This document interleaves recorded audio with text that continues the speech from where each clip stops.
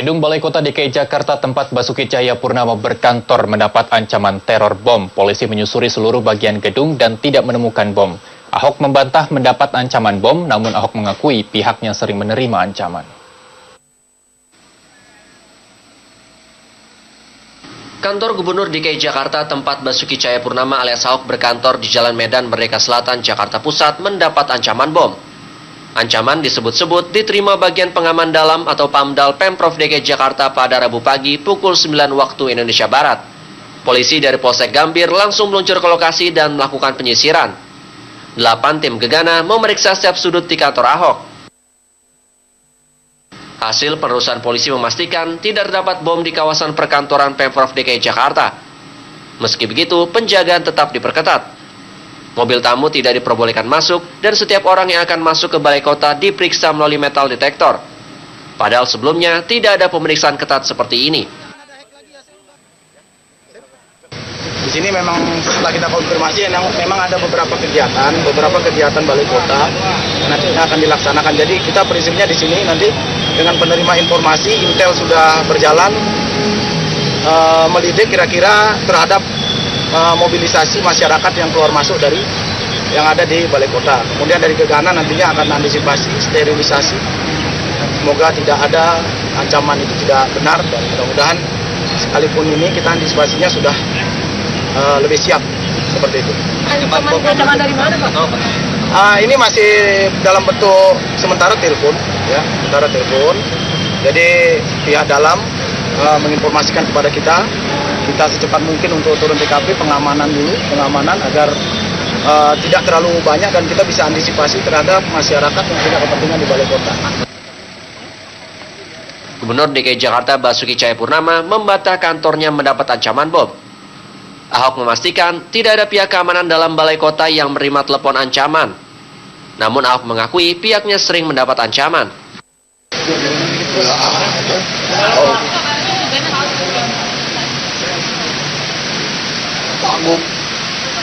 Nggak tahu, biro umum kali, saya nggak tahu.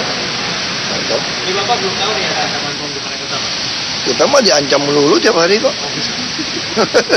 Dari dulu juga udah ancaman melulu, ya kan? Enggak, saya kira dari kepolisian kali. Dari dulu juga ada sama terus. Dari dulu juga ada begitu kok. Apa?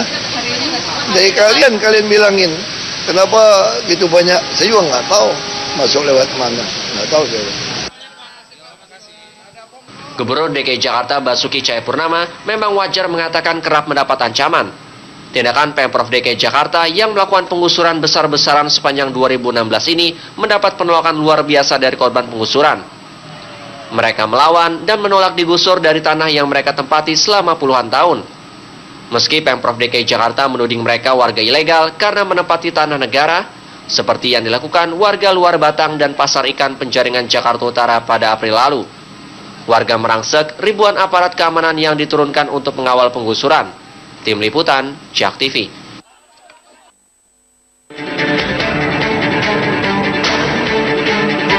Kemudian dari gegana nantinya akan antisipasi sterilisasi. Semoga tidak ada ancaman itu tidak benar. Nggak tahu, biro umum kali, saya nggak tahu. Kita mah diancam melulu tiap hari kok. Dari dulu juga udah ancaman melulu.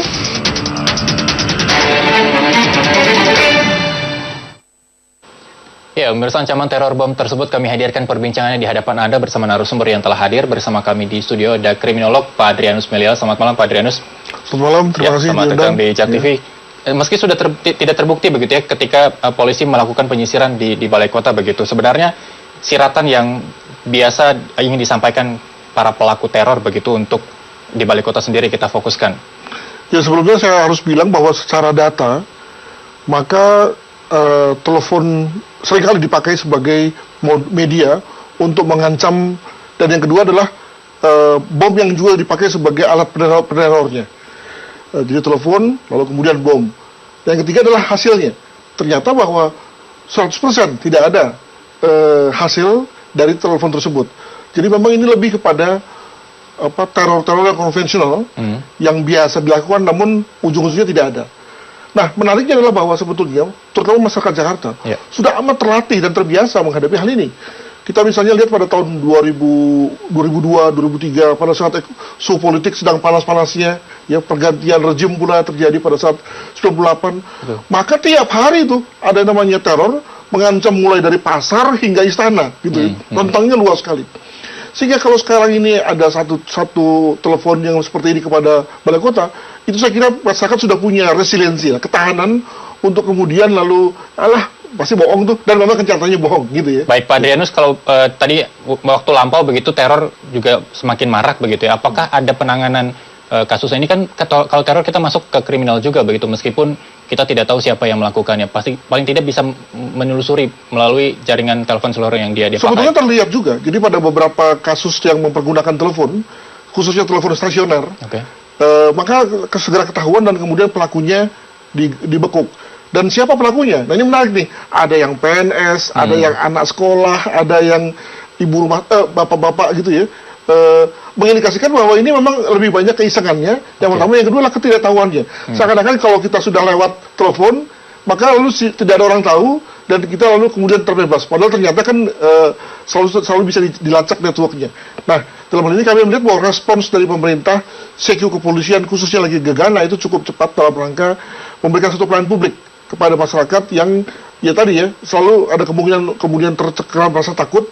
Dari kehadiran polisi itu segera membuat masyarakat pulih, demikian. Baik, ini kan teror yang diterima oleh salah satu pengamanan dalam balai kota begitu ya.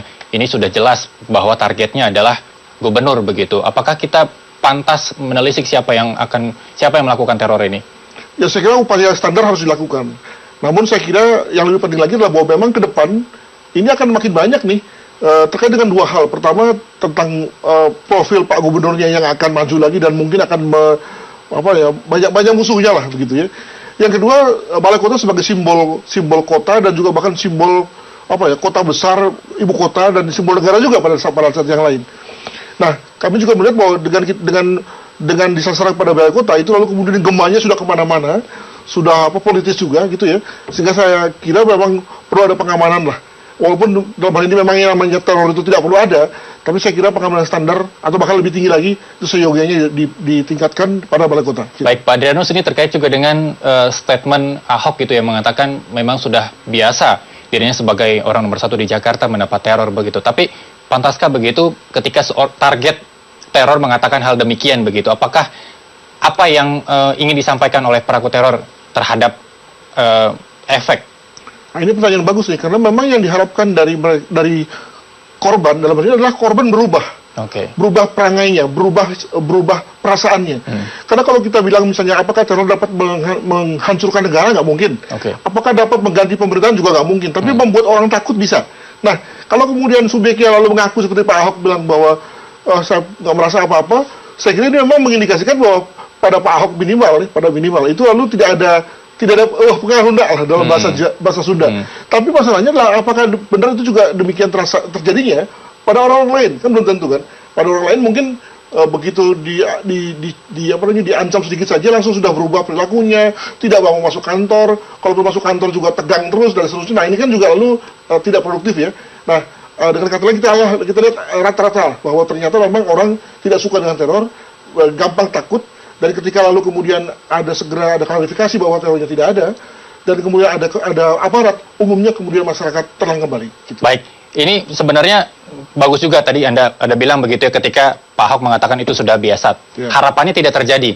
Tapi jika itu terjadi, apakah itu bukan langkah sebagai gertak? Maksudnya si pelaku teror tidak bisa digertak, tapi juga harus melakukan teror itu, melaksanakan bom itu, Pak Adrianus. Ya memang pada dasarnya teror itu cyber ya, perang psikologis gitu. Jadi walaupun misalnya bomnya, misalnya kalaupun ada, berdaya ledak rendah, tidak mematikan, tapi dengan adanya bom yang lalu kemudian menimbulkan asap saja, itu kemudian sudah menimbulkan suatu efek psikologis yang luar biasa. Jadi memang sekali lagi, kita tidak usah pusing dengan damage ya, tapi memang ini adalah konteks psikologis. Nah, dengan orang-orang yang bilang bahwa gak acuh, kami tidak takut gitu ya, itu saya kira juga mengatakan kepada pelaku teror bahwa bahwa jangan berbuat teror di Jakarta lah. Baik, kita lanjutkan nanti Pak Adrianus, ada berita petang akan kembali sesaat lagi, tetaplah bersama kami pemirsa. Iya, terima kasih Anda masih bersama kami di Ada Berita Petang terkait juga dengan teror bom yang disasarkan kepada Ahok begitu di Balai Kota pagi tadi. Kalau kita lihat pagi tadi, kalau tidak salah pukul 9 begitu ketika seorang pengamanan dalam mendapat teror begitu. Kalau menurut Anda ini tanggapnya polisi begitu untuk menelusuri seluruh bagian gedung ini sudah cukup tanggapkah atau menurut Anda memang masih kurang? Ya, kalau itu terjadi di Jakarta dan menimpa objek vital seperti Balai Kota, saya kira yang dilakukan oleh polisi sudah cukup standar lah, proporsional.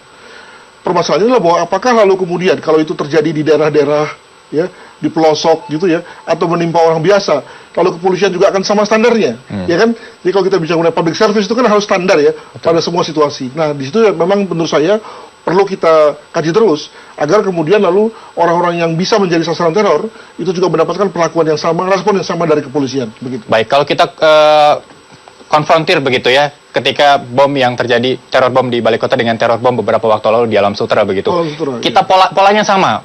Teror dulu kalau di Balai Kota tidak terjadi, tapi di Alam Sutera terjadi begitu. Nah, polisi di Alam Sutera justru malah mengetahui setelah ada bom begitu. Ini perbedaan pola atau perbedaan cepat tanggap polisi seperti apa? Pada waktu itu juga tingkat responnya juga tinggi. Jadi kalau nggak salah sekitar 20 menit itu polisi sudah bisa sampai ke Alam Sutera dan segera mulai mengadakan penyisiran. Namun pada saat itu lalu ada semacam insiden bahwa ketika polisi mengeluarkan beberapa alatnya, ternyata alatnya nggak berfungsi, rusak lah begitu ya. Nah, ini juga merupakan satu hikmah yang perlu kita dorong kepada polisi agar hati-hati dan siap-siap ya.